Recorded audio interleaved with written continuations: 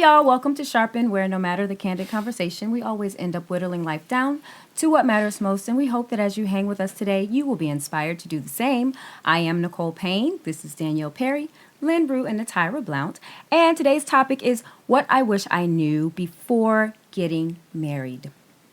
We have a few areas that we're going to talk about, from finances to communication, knowing each other's traumas from childhood, working through those things, and just being patient in marriage. And I think, we're talking about a lot of common threads here, though we're talking about different subtopics in the marriage. We're weaving common thread of communication, you know what I mean? Doing things together. That's really it, because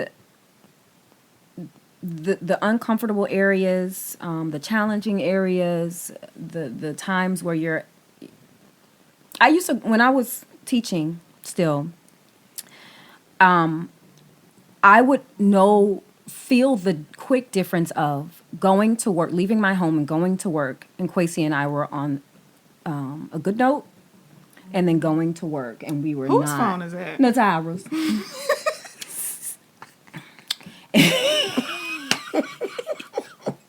It's going off over there.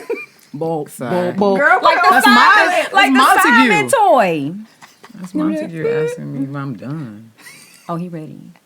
He's straight. You I'm need gonna try. Can you take me home? Yeah. Go ahead. I need a ride. Oh, you need a ride. He dropped you off. He dropped me off. Okay. And he was like coming back, but we didn't even talk about trauma. Right. Right. Oh, okay. Well, I'm going to say this real quick. Nah, we good. All right. He gonna go home. Yeah, Okay. She got a ride now. So, I would feel, I would feel so bad, not because, like, I felt bad for like being mean to him or something, but just, I would feel kind of like out there floating alone. Yes. You know what I mean? When we weren't on a good note. And I didn't like that because I'm not a good faker when something's not right. I'm not good with faking it.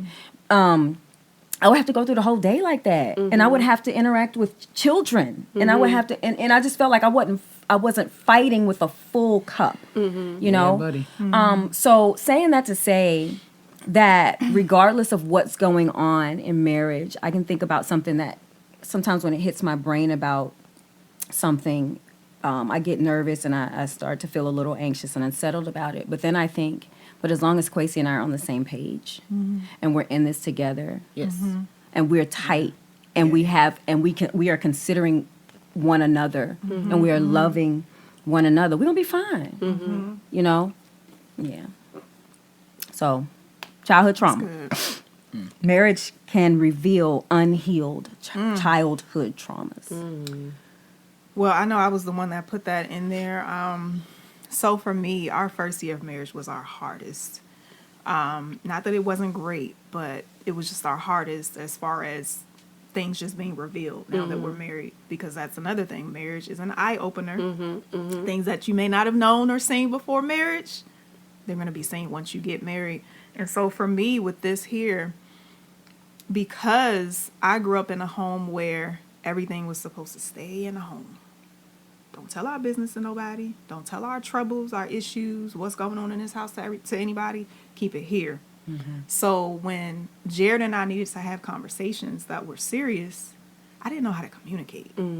Because I grew up with the notion of everything stays here, inside. And it didn't help that I was an only child. I didn't have anybody to really talk to. So, yes, I had God, and that actually helped to cultivate a really good relationship with God, because he was all I had to talk to when I was younger. And so when I got married, I kind of still had that mindset of, well, I'll just talk to God about it.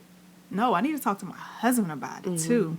And so he would tend to have to like pull things out of me, like, sweetheart, you have to talk to me. Like, just don't sit there quiet. Like, I don't know what's going on with you.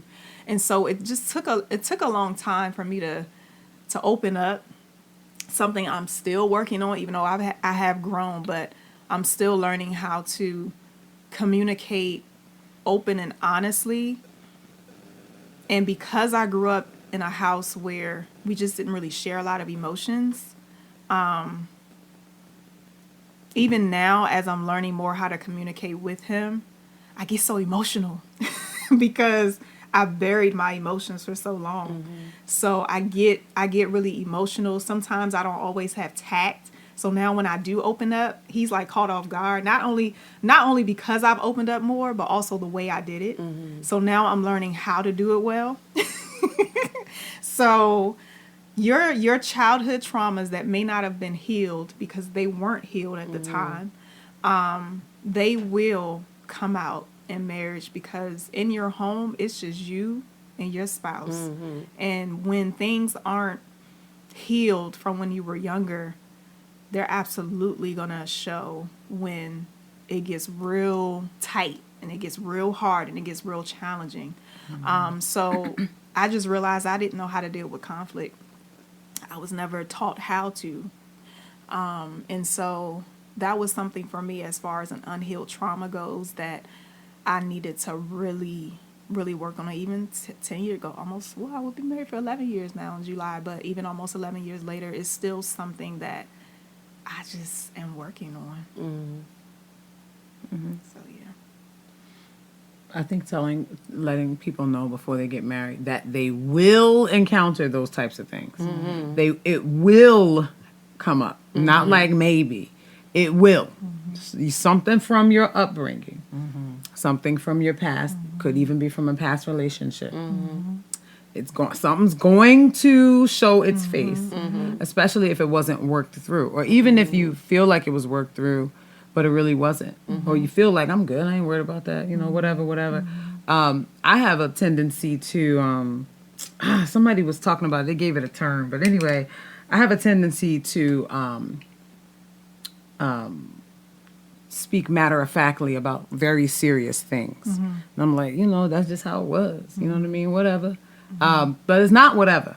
It's not, because if something rubs you the wrong way, then I turn into a little monster, or, something, Not a little monster. Yeah, bruh. But I feel like because I know how to shrug things off, or I feel like I do, and I say like, but that's just the way it was, or whatever. Even if I can throw a joke on it or something, I feel like I'm good. But it will show up, and I realize sometimes that if we don't stop to understand the root of our tendencies or our reactions or what we won't tolerate and that kind of stuff, then it'll keep coming back around. That's right. It doesn't have to, but it'll keep coming back around. I remember feeling a certain way about certain things Montague would say, and I would look at him like, but you think I'm stupid. I'm not stupid. Like, I'm not dumb. And I would say it all the time. And he would be like, you didn't say it right. I was helping you with the word. Or, just little stuff, or something else. Yeah. And I'd be like, dang, you ain't even listen to my idea. Like, you just wrote it off. Like, but I got common sense. I'm not dumb. Everything came back. So I could be like, oh, you want mustard on your sandwich? I'm not stupid. Right. I know what mustard is. Like, and I had to realize, as a young person, I was considered the one who wasn't as smart as my sisters, even though I had a younger one. I didn't have common sense, and Tyra's silly, and Tyra's absent-minded, and Tyra blah, blah, blah.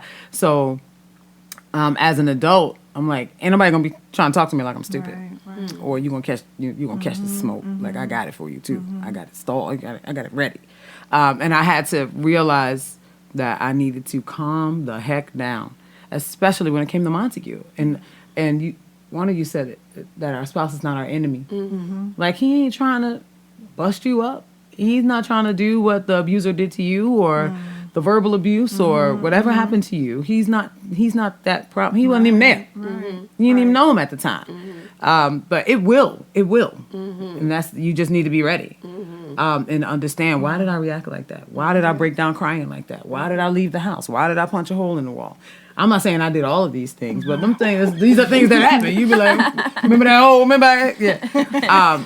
And to know why, or why did I shut down? Yep. Why did I stop talking? Yep.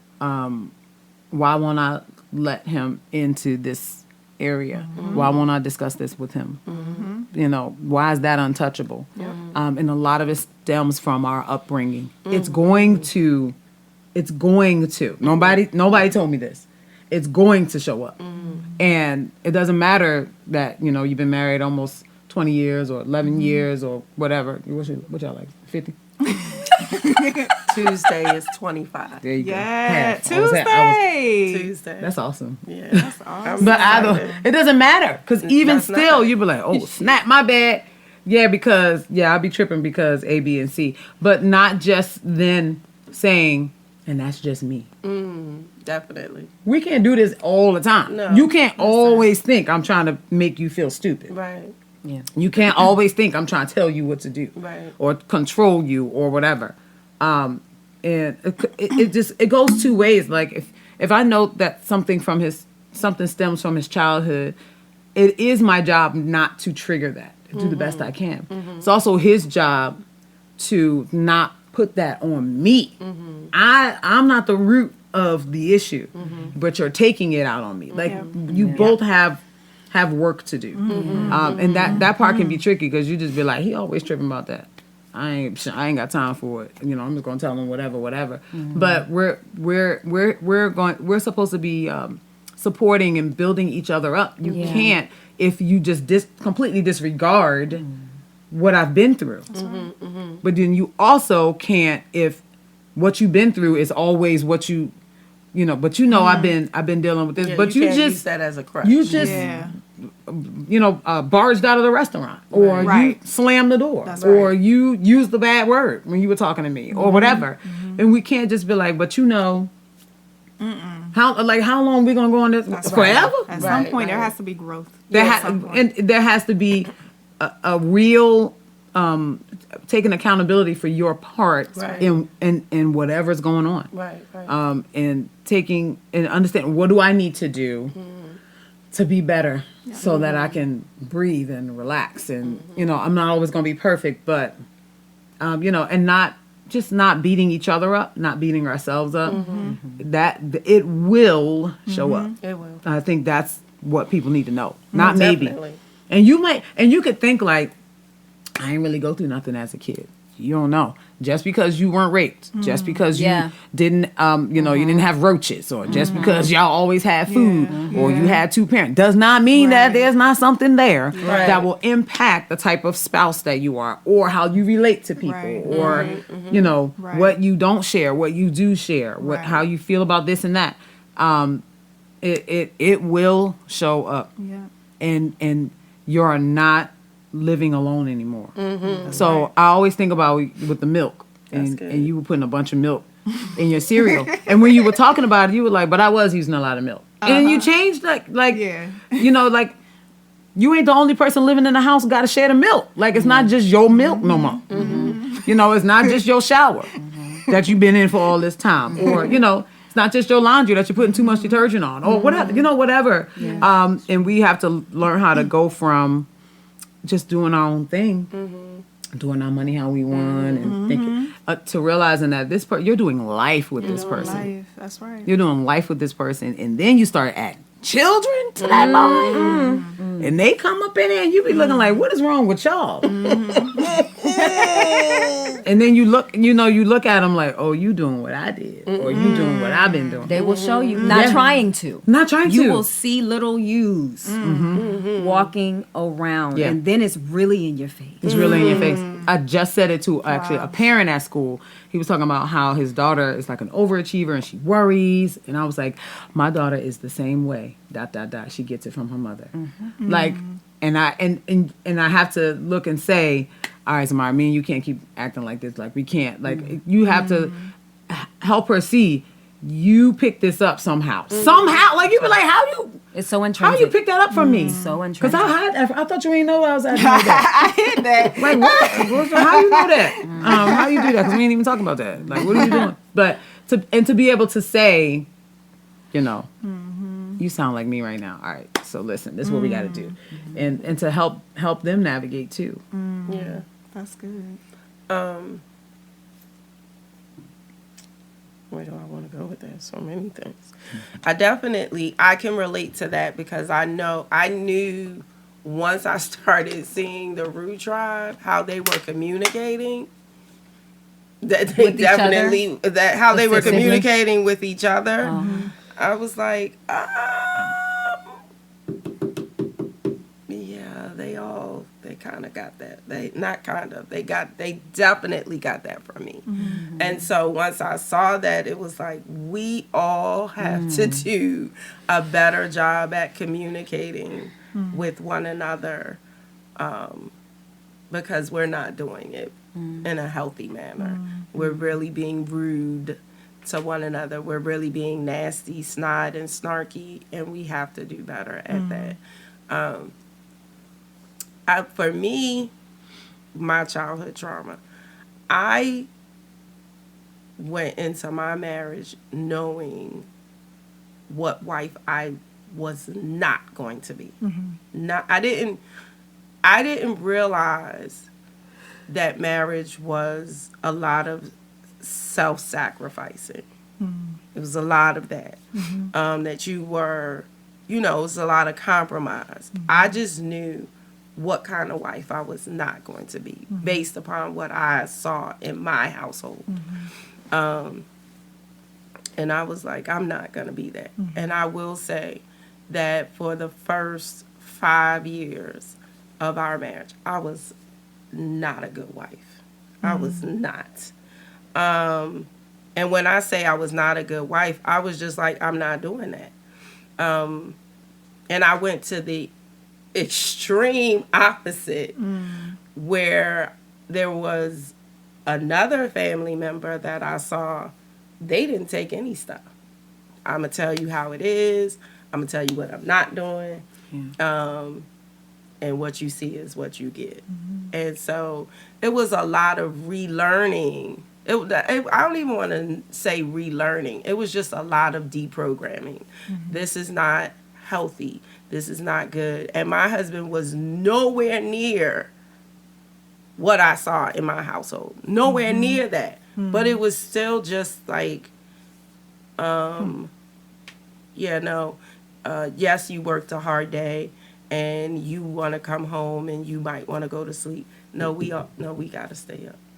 Because what I saw in my household was, okay, my father, he worked a hard day. He worked construction. He came in, he laid on the floor and waited for my mom to come home and cook a meal. Yeah, I wasn't going to do that. I saw my mom, doing a lot, going to the grocery store. Now, I go to the grocery store because, again, Dante is the free spirit. So, we have a certain allotted budget, sir. But either way, but it was just a lot of, I'm not doing this because of what I saw in my household. This is what you got when you did this, when you submitted, when you were this kind of spouse. It wasn't that what you got was a loving husband. I didn't see that. And so I went to the opposite, where my grandmother, she didn't take any stuff. She, she was like, hey, it is what it is. And you don't have to do all of that. And she told me that, where my mother was saying, no, this is how marriage works. These are the things that you should be doing. And in my head, I was like, no, I'm not doing that. My grandma was like, you don't got to do all that. And I was like, oh, well, Granny say I don't, then I'm not. So, and I didn't. But then it was a very, very much a come to Jesus moment, and was like, God, look, the way I'm running roughshod in this house, it ain't working. It's not.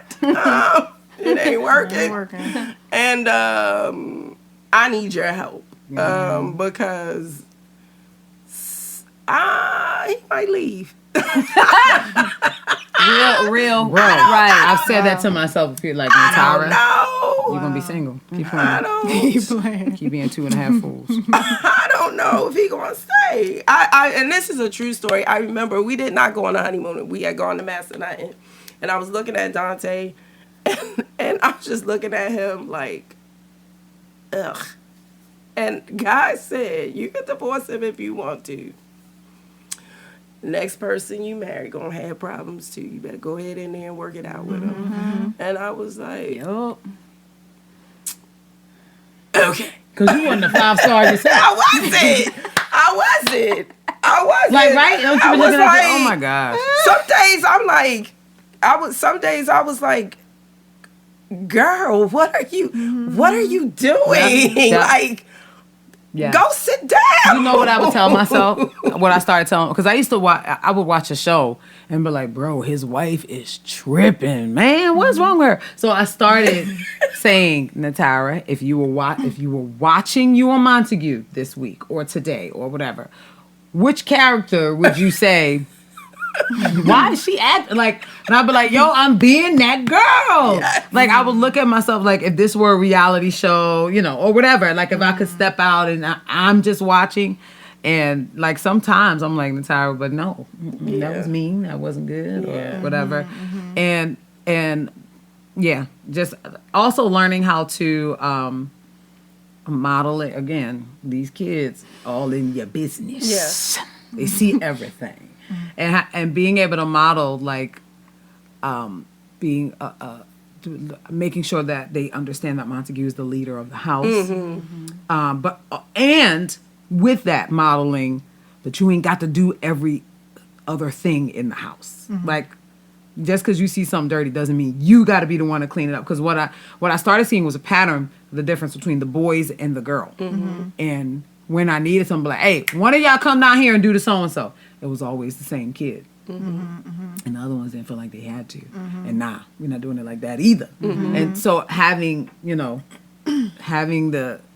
enough balance and wisdom to do it appropriately and tastefully with certain things where it's an idea that this person should be doing that and that person should be doing that. But this is not always the case.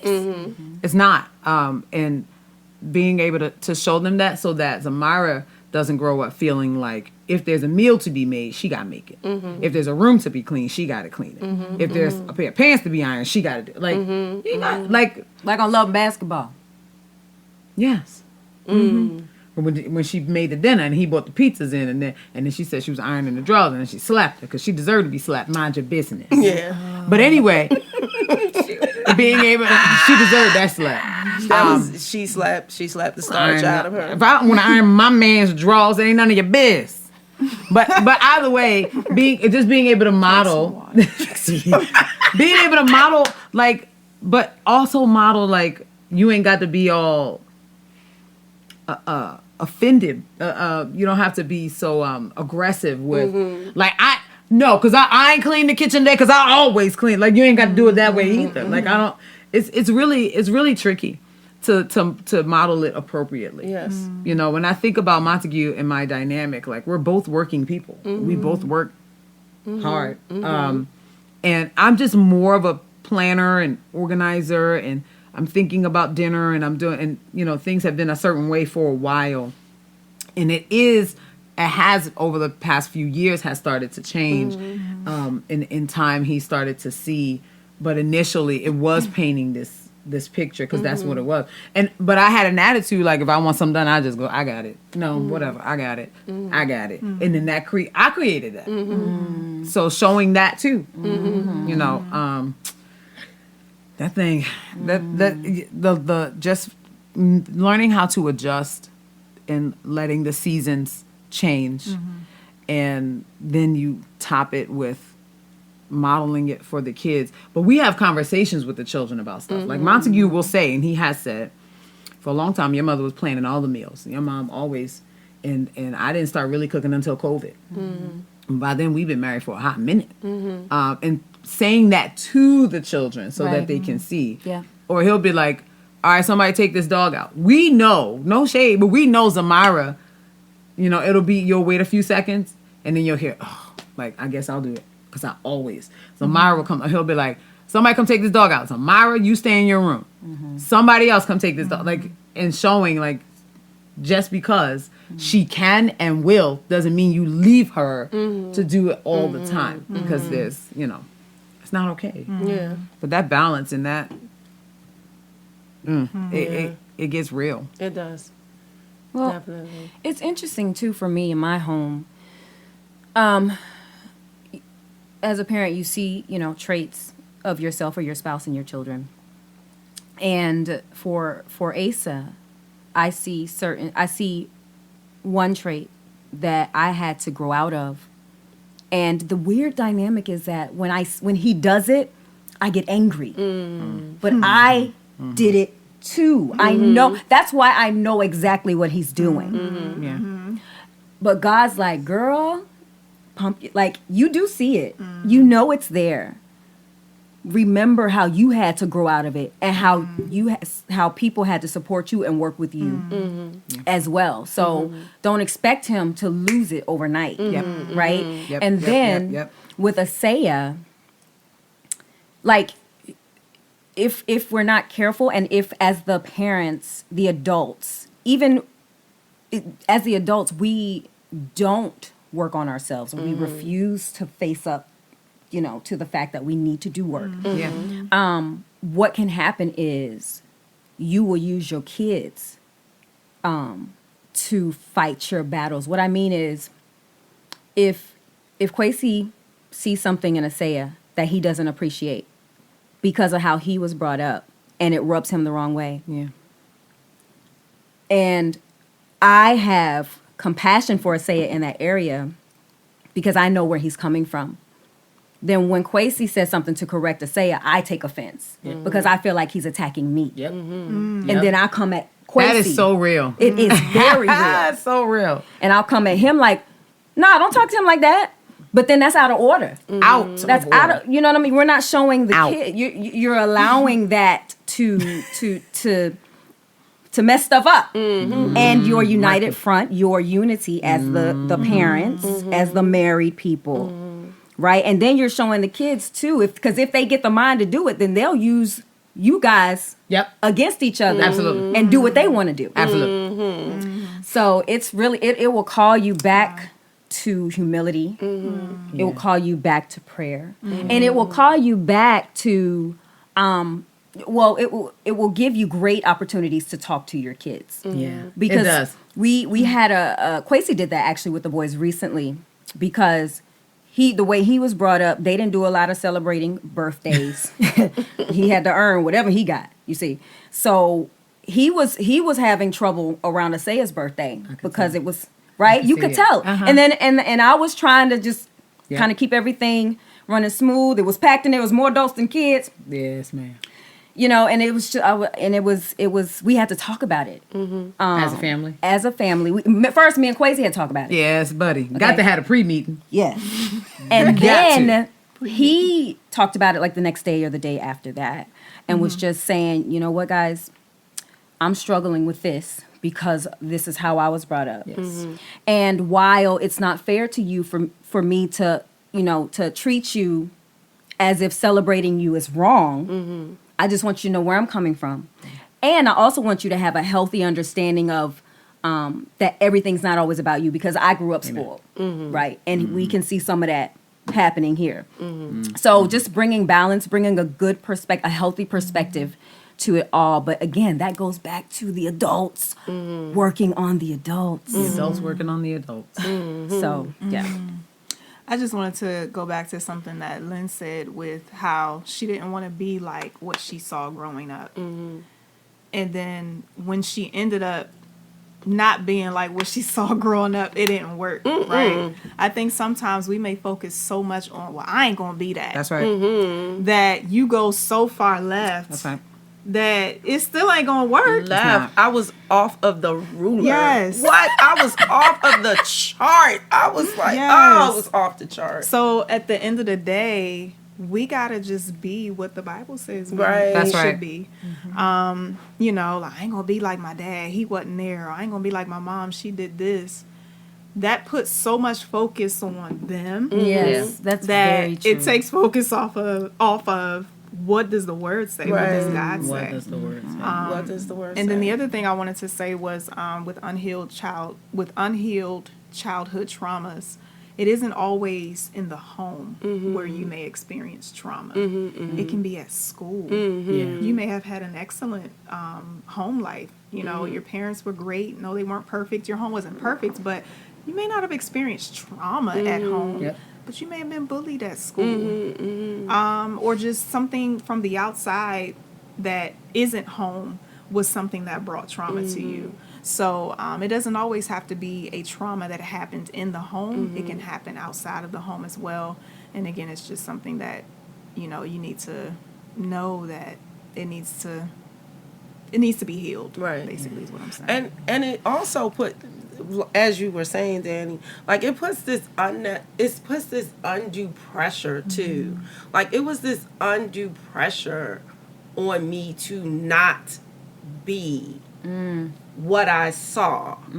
Like it was it was overwhelming, and instead of and to look to God in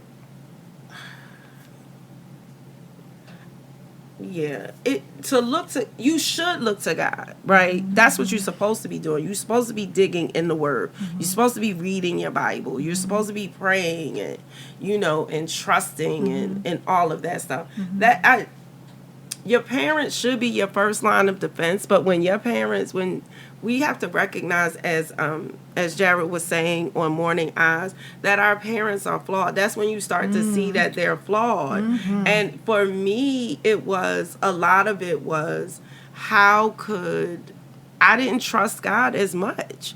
I just didn't, because it was like, well, how can I believe in someone who hasn't seen me, who I've never seen, I have not laid eyes on, to love me unconditionally, when the people in my home wasn't doing that. So that was the major struggle for me with God. And just having that level of faith in him. And I mean, now, you know, it's different. I mean, of course, because it's maturing and, you know, growing and pruning and processing and all of that. But it was just really challenging. And it was this it was just this undue pressure and I wanted to be a good parent. And, you know, you all know, you know, when Christian that said it like 3 times, Ma, I just think you need to talk to somebody. Like, what? Because I was like, no, I know I'm being a different parent. I know.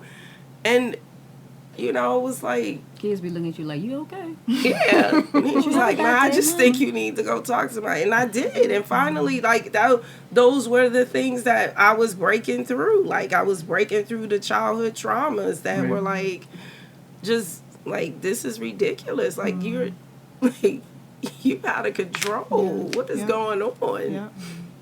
So yeah. Good stuff. That's good. Did we cover everything? I don't think so. Did we? I think that's number 3. But it's good. It's good stuff, guys. Yeah, and we've been saying this all along. Marriage doesn't make things easier. You'll have to work at it. Yeah, you gotta work. Yeah. It's not gonna be over, and it's not gonna happen overnight. That's another thing. Because again, you with this person till death. That's right. That's what you're supposed to be with. Right. You know. And I know we've been talking about communication this whole time too. One of the things on there was don't allow things to fester. Ooh, I wish I would have known that before marriage. How important communication is. It's good that if you're not able to solve a problem with your spouse right away, to make sure that you eventually come back to solving that problem.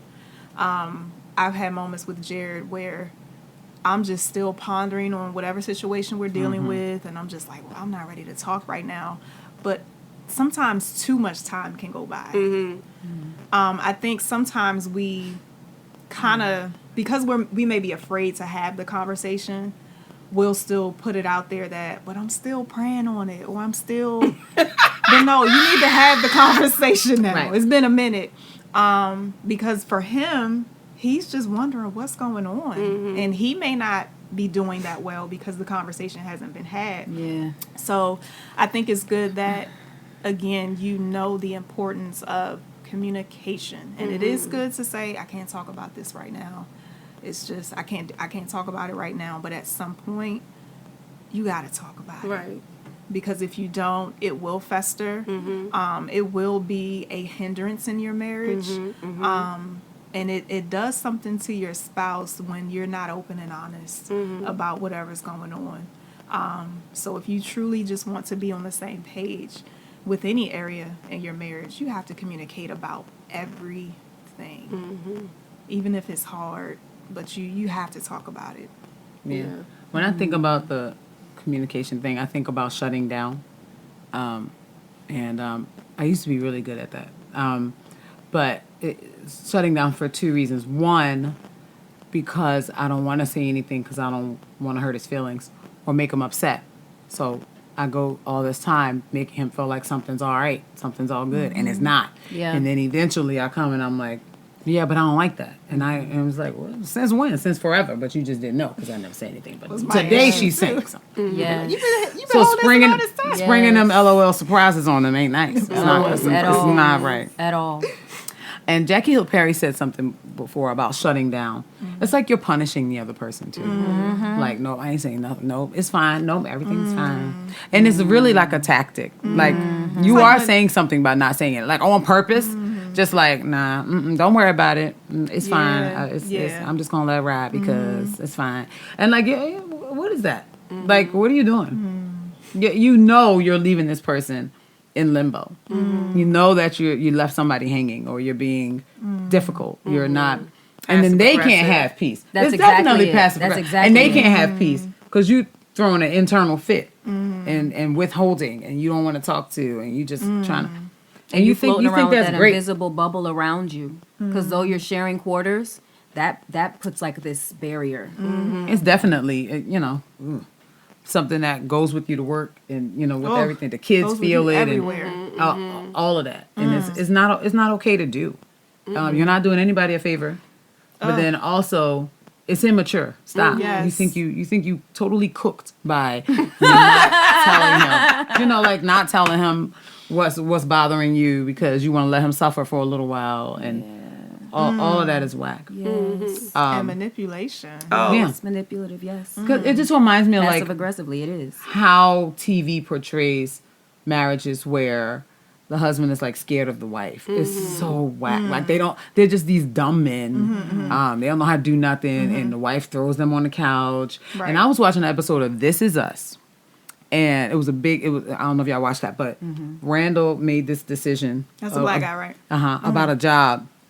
And at first he told her, if anytime you want me to stop, I'll stop.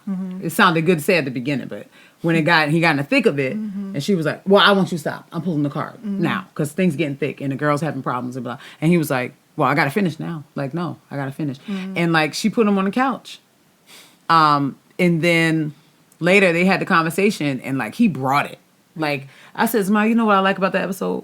He was not afraid of talking to her. He didn't care that she was mad. And I love that about Montague. Like when I'm mad and I'm just like, like, oh, he don't care. Like, especially if he didn't really do nothing or he don't know what he did. And I got all this going on. Yep. He'll just be like, like you'll come around because you're not going to manipulate me with all this, with your tantrums. That's right. I don't care. That's right. And on TV, it's like happy wife, happy life, but nah, that's not real. That's not right. No. We have to have a better balance. Yeah. And not try to make each other, because guys can do it too. Guys can not talk to you for a while or be real closed off. Like, don't do that. Like, stop. Don't do that. We ain't doing that. Or don't withhold sex. I guess that would speak more to the women in the sense of I know. I don't do that. I know, Yeah. but I think some women may use that as a manipulation tactic. Well, he ain't You gonna in the get none of that. doghouse. Yeah. Yeah. Or the shop is closed or Yeah. whatever the phrase is. Yeah. But that The garden is creating gated. that bubble. The garden is what? Gated.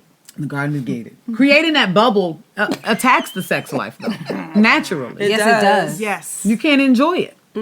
Or it's just like, all right, Right. All right, good night. Right. Like, no. You think they don't know? You think they good? No. No. And then when you don't solve things, one of the most uncomfortable feelings. I'm sorry. Wait a minute. Uh-oh. Garden is gated. What? It's a talent. It just hit me The there. garden is Yeah, gated. it just hit me. One of the worst feelings is when you're not on the same page with your spouse, but y'all gotta be in public. Oh, I cannot stand that yeah. because it's almost like you gotta put on a facade for people. I hate that. Yeah. when y'all aren't on the same page. That's tricky. And maybe some couples don't put on a facade, and it's just like, well, we just gonna be whatever at this public function or whatever the case may be. But I can Tina when they walked into the hotel. Yeah, They yeah. was fighting in the limo, and then they walked in the hotel like everything was fine. They was all bloody and stuff. That's not good. So again, it's just, look, if we ain't gonna talk about it, let's just make sure we talk about this later. That helps. At When least. you can at Yeah. least say that, like, all right, When you I can know at we- least address that. yeah, there's an just issue. address it. I know we're not on the same Yeah. page right now. We're about to go in here, but we gonna talk about this later. That helps to take some of the pressure off. Yeah. Because both ways is uncomfortable. Going in there now, everybody looking like, what in the world? Did y'all see what she just did? She snatched his so-and-so. It's embarrassing. Y'all look dumb. Yes. Or you in there real fake. Yeah, just real fake. Like, you just, and Yeah. it's so uncomfortable. And That's a tricky spot to navigate because of those two possibilities. yeah. It's different when you're going around people who don't know you, too, as opposed to people who know you as well. I don't. All of what you're saying is right. I don't know. I don't have the ability to navigate that. I know Dante and we had gone to a wedding, and we went to a wedding, and they clearly said for us it was black. What, black? Color. The color was black. Okay. Okay. And Dante Uh-oh. Where he at on? wore blue. He ain't have black. He He didn't care. he didn't care. Oh. He wore blue. And so I wasn't going to leave him out there. So I wore blue too. However, We'll be wrong together. we were We wrong in this together. I was so uncomfortable the entire night. I was uncomfortable because, there were a few people that wore blue, very few. But he had on like a blue jacket. He had on gray pants. Like, it was, I was so uncomfortable. I was, and we ended up talking about it. That I was uncomfortable, and I mean, but the whole time, and like you're saying, like, I'm sitting up there like, this is not what we're supposed to be wearing, blah, blah, blah, blah, blah. And now we gotta go in there and be like, Yeah. Yeah. Bama. You got me up here looking crazy. And you look crazy. I don't care what you say. You look crazy and you're out of order. So, yeah, just... It's funny because you're still going to have those moments where you be like, Natara, good and well. So we just went to the movies recently, last weekend. And we came in there. The movie had already started.